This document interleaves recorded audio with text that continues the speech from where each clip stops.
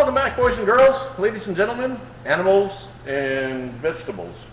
Last episode we put the wings on, but right now I'm going to be doing some more work on that engine. Things that were missing, like the oil filter is going to get put on there, and I have the oil engine fogging kit. So I'm going to install both of those, and then we'll see what happens after that, where we go from that point on.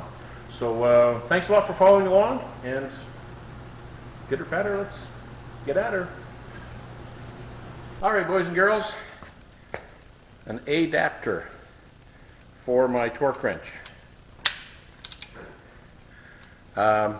In order to torque that down to 150 to 200 foot-pounds, because you have a box end wrench that needs to fit on there, how are you going to torque it? Most people just use long rods, that kind of stuff. I spoke to a few people, they had a bunch of suggestions, they're all valid. But I thought I would buy this wrench adapter and do it this way. And there's some math involved, and I've got it marked here. And essentially I can get 150 foot-pounds with using a box end wrench. Look at that. Done. And it's just that simple.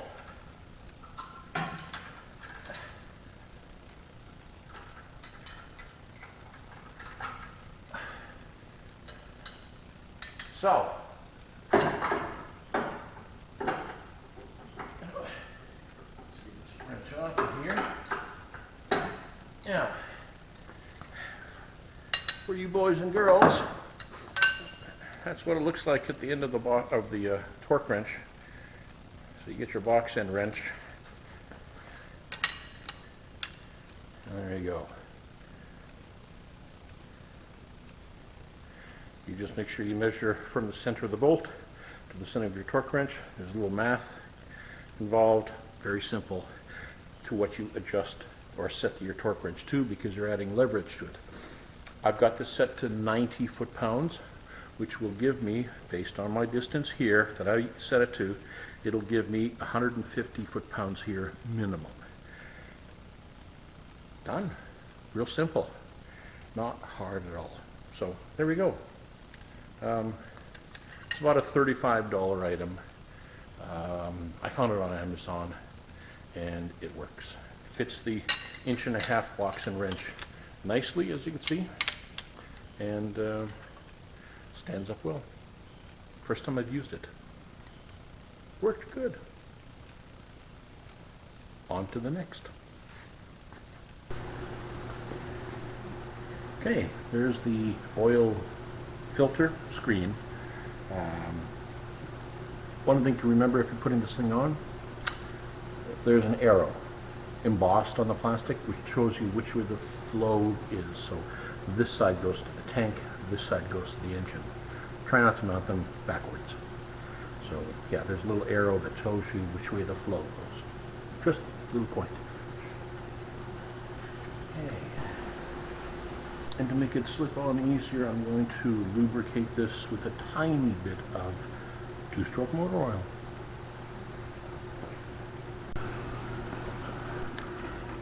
Okay, there we go. I'm using a metal clamp rather than just zip ties, that sort of thing, because I don't want this thing to vibrate loose. So, there you go. Sorry about the crooked camera angle. It's just that the camera is on a tripod, and I'm trying to work around now that I got the wings on. I'm happy about that. 1 hour later. Okay. Oh my.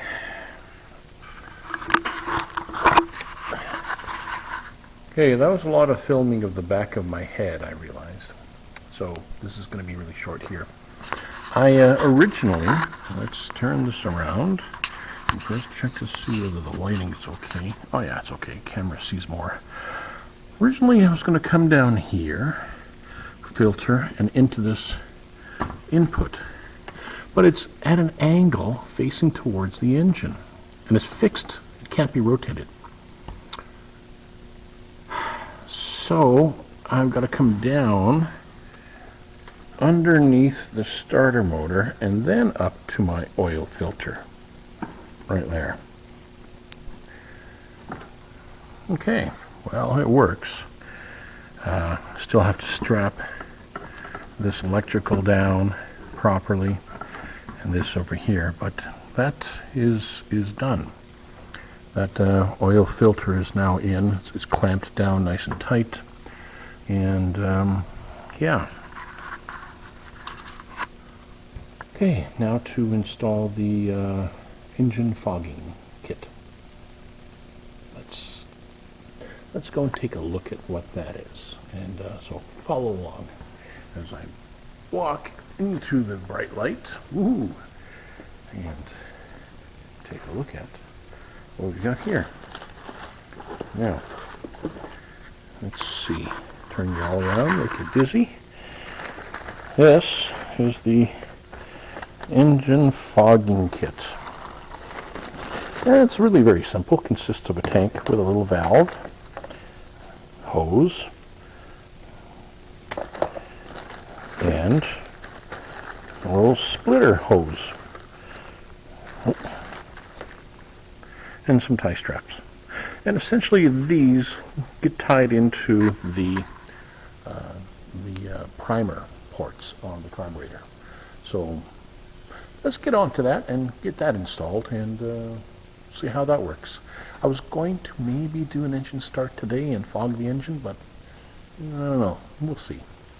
Alrighty, so there, Pat. Let's get at her. Okay, so these get tied into the primer inputs for the. I'm just going to let capillary action draw up a little bit of oil into the tube. And this is two-stroke motor oil, so perfectly safe to be using with all this. And that just lubricates the pipe. I've got the other one on right now, and I'm just going to get this tube and push it till it's all the way. There we go. Now it's barbed, and if you try pulling it off, it don't come off. So there, that's the first part of the installation, is getting these onto the carburetors. These two tubes are of course equal length. I didn't cut them. Now this fitting here, I've got to route back to just in the front here where I'm going to mount the reservoir. So I'm going to mount the reservoir first, and then I'm going to route the hose and plug it in here. And that's it. So let's get on with it. Okay.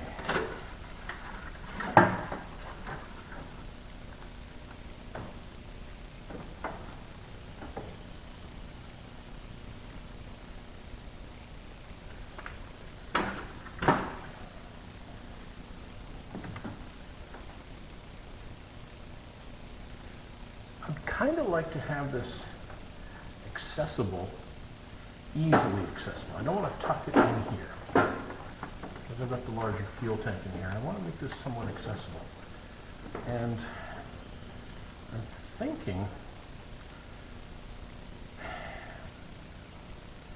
thinking that it would be nice to have some sort of a bracket here to go between the tank and this tube so that it sits there nicely.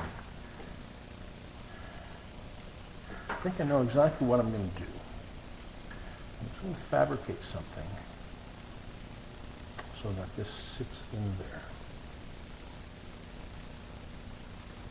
Follow along with my madness while I make something that will make this sit just a little bit better right here.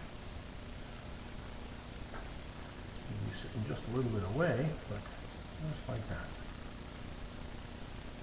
A little valve here, which has to be, accessible. Okay, I think I know what I need to do.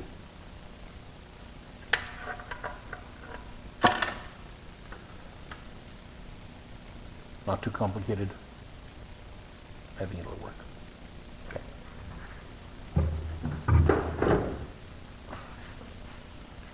By the way, it's more difficult working around this thing with the wings on, which is why I had the wings off for so long. But it's okay. I like it with the wings on. Okay, this is going to be a real short video. The engine fogging kit is not going to be finished tonight. I don't want to just strap this bottle onto the tube.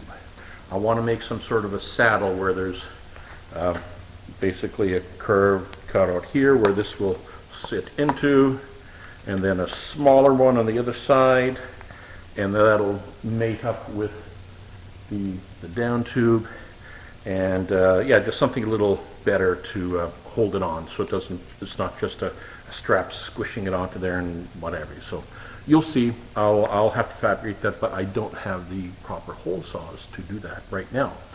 So I got to go back home to my workshop, pick up those hole saws, and come back here to the hangar. But if that happens, then this won't be an outro. This will be a mid-span commentary. If it's an outro, thanks for watching. Thanks for joining me here in the hangar. And keep your stick on the ice. If it's not an outro, well, you'll know in about 3 seconds. See you either in 3 seconds or next weekend. Bye for now. Yeah, you'll have to tune in next week to find the exciting conclusion to this episode. It'll be the next episode, number 61. Bye for now.